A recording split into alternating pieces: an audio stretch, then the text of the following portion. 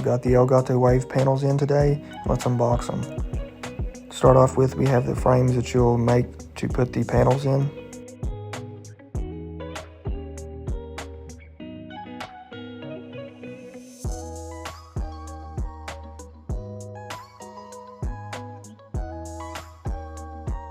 Then we have the clips to clip them together, and we have the ways to mount them. Here are the panels themselves.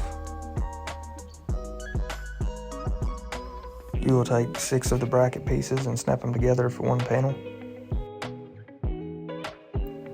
I put them up with the included adhesive strips. Let me know what you think of them down in the comments.